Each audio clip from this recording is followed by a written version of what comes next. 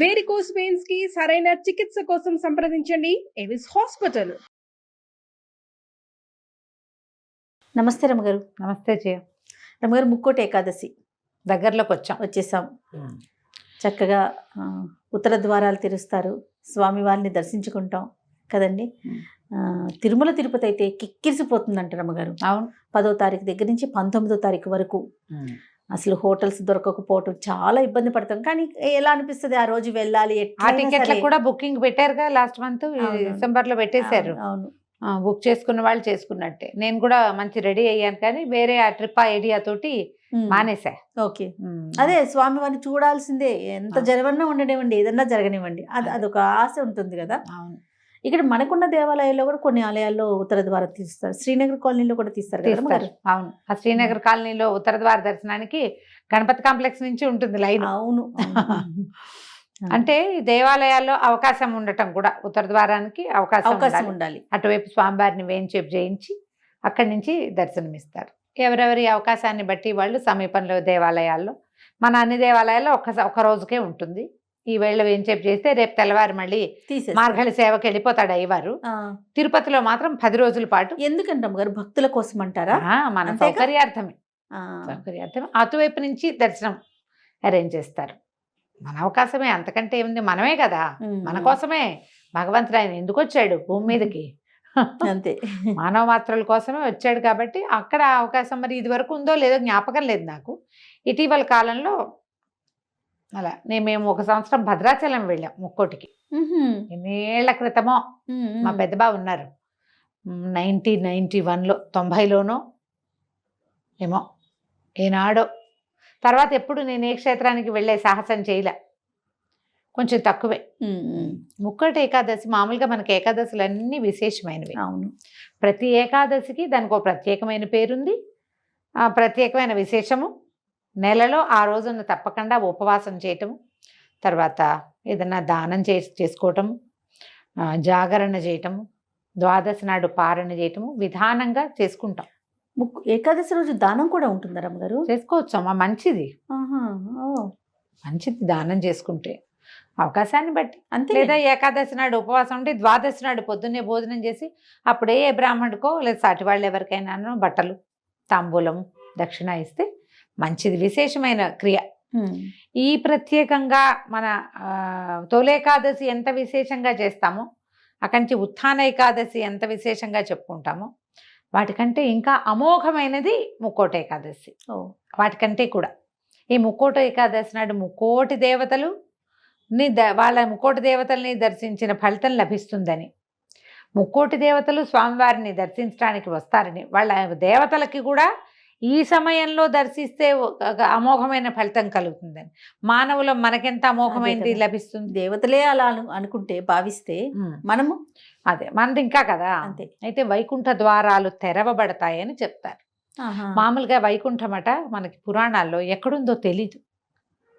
రాక్షసులు హరి కోసం వెతికారనే కథలు చదువుతాం మనం. హిరణ్యాక్ష హిరణ్యకశిపులు గాని చాలా మంది హరి ఎక్కడున్నాడో తెలీదు. వాళ్ళు దేవతల్ని పట్టుకుంటారు, బ్రహ్మలోకానికి వెళ్ళిపోతారు, బ్రహ్మదేవుడి కోసం తపస్సు చేసి ఆయన్ని చూడగలుగుతారు. పరమేశ్వరుడి కోసం కైలాసానికి వెళ్తారు, కైలాసం ఫలానా చోట ఉందని ఫిక్స్ తెలుసు అందరికి. ఈ వైకుంఠం ఎక్కడుందో తెలియదు, ఆయన ఎవరికి కనపడ్డు.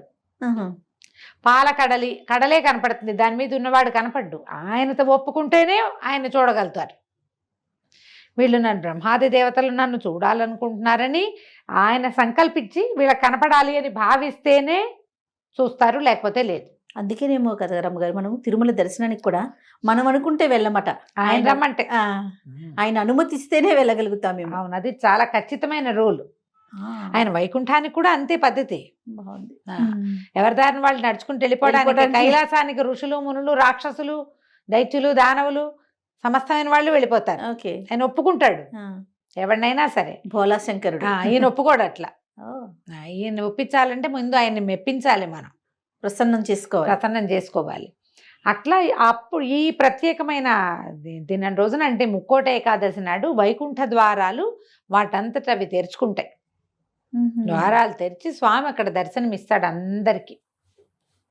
ప్రపంచంలో ఉన్న వాళ్ళందరూ చూడగలుగుతారు. మనం నేల మీద ఉన్నాం, మనకు వైకుంఠం ఎక్కడికి వెళ్ళలేం కాబట్టి సమీపంలో కొలువై ఉన్న స్వామిని ఎక్కడుంటే అక్కడ ప్రతిష్ఠ జరిగిన ఏ దేవాలయంలో అయినా కూడా ఇంచుమించుగా కొన్ని చోట్ల స్వయం వ్యక్తమైన దేవాలయాలు కూడా కనపడతాయి కదా, అక్కడ మనం వెళ్ళి దర్శనం చేసుకుంటే సాక్షాత్ వైకుంఠంలో చూస్తే ఎలాంటిది లభిస్తుందని దేవతలు అందరూ భావిస్తారు.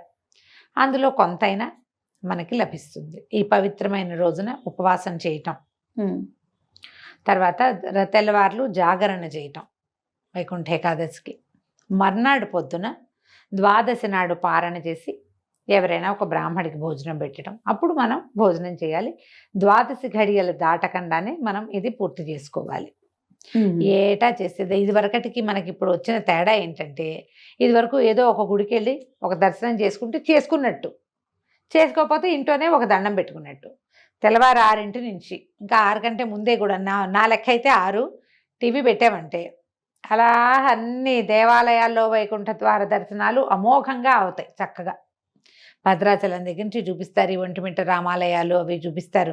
మన సమీపంలో చుట్టుపక్కల ఉన్న మంచి మంచి విష్ణువాలయాలు పెద్ద పెద్దవి అన్ని చోట్ల కూడా ఆ దర్శనం దొరికేస్తారు.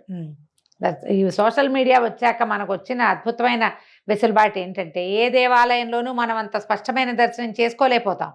ఇట్లా చూసి వచ్చేస్తాం. అలా చూసి శంఖం చక్రం కన్ను పెదివి ఏం చూస్తాం, ఏ విగ్రహాలకి ఏమీ చూడలేం. కానీ కెమెరా రావటం వల్ల ఇదన్నిటిని క్యాప్చర్ చేస్తుంది చక్కగా, క్లియర్గా క్లారిటీతో క్లారిటీతోటి.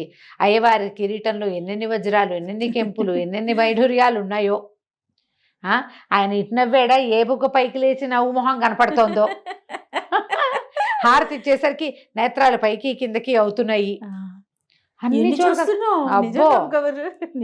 చాలా చాలా దేవాలయాల్లో మనకు అసలు మనం అలంకారమే చూస్తాం. ఇప్పుడు అక్కడికి వెళ్తామా, మైసూరు చాముండి, అసలు చాముండి అమ్మవారు అది ఏమిటో తెలీదు, ఊరికే అలా చూసి వస్తాం.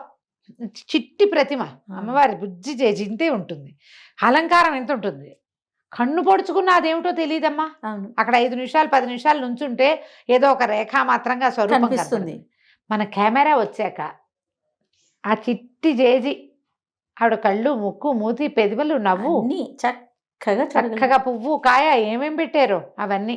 పద్మావతి దేవిని అమ్మవారిని ఎన్నిసార్లు వెళ్ళి ఉంటాను జయ నేను. అవును, అలవేలు మంగాపురం తిరుపతిలో ఉన్నప్పుడు వారానికి 3 సార్లు కూడా వెళ్ళిపోతుండేదాన్ని. కానీ ఎప్పుడు అవన్నీ అత్యంత స్పష్టమైన దర్శనాలు ఇప్పుడు మనకి కుదురుతున్నాయి కెమెరా వెళ్ళటం వల్ల. అసలు చక్కగా చిన్న సొట్టలున్న విగ్రహం, స్వరూపము, నేత్రాలు, మధ్యలో ఈ అభిషేకం చేస్తారు. అభిషేకం చేసినప్పుడు ఇట్లా నేత్రాల స్వరూపం కనపడుతుంది. మామూలుగా అంత స్పష్టమైన ముఖ కవళికలుగా మనకు తోచవు, కానీ ఈ పసుపు నీరు గంధం నీరు పడేసరికి స్పష్టత రేఖలు కనపడుతూ ఉంటాయి క్లియర్గా. ఎంత లక్షణంగా దర్శనం అవుతుందో. ఎందుకు ఎక్కడికైనా పరిగెత్తడం, హాయిగా టీవీ పెట్టి కూర్చుని చకచకా పనిచేసేసుకుని. నేనైతే 100% టీవీ దగ్గరే ఉంటా జయ. కళ్యాణాల వేళలప్పుడు అన్ని కళ్యాణాలు నేను టీవీలోనే చూస్తా. ఇంక అక్కడికి పరిగెత్తుకెళ్దాం అయితే ఉండదు, పరిగెత్తుకెళ్దామని. కానీ ఎప్పుడైనా సరే క్షేత్రంలో దర్శనం, సన్నిధిలో ఉండటం అనేది మహాద్భుతం. జీవితంలో 1-2 సార్లు చేస్తే చాలా ప్రతిసారి పరిగెత్తక్కర్లా. ఓసారి వెళ్ళి ఒక్కసారైనా మనం సన్నిధిలో ఆ అనుభవాన్ని, ఆ అనుభూతిని మనం స్వయంగా ఆ మంత్రం చెవిని పడ్డాం, ఆ క్రియ మనమే నేకడైతే కంటితోటి, వాడెవరో కెమెరాతో తీసింది మనం చూడటం కాకుండా చూడాలి. మన ప్రెజెన్స్, మన ఆత్మ అక్కడ ఏమవుతుంది, అది మన ఆరా పుల్ అవుతుంది మంది, మన ఆత్మ పరమాత్మకి దగ్గర అవుతుంది. అవును, ఇది మంచిదే. కానీ మనకున్న అవకాశాన్ని వాడుకోండి.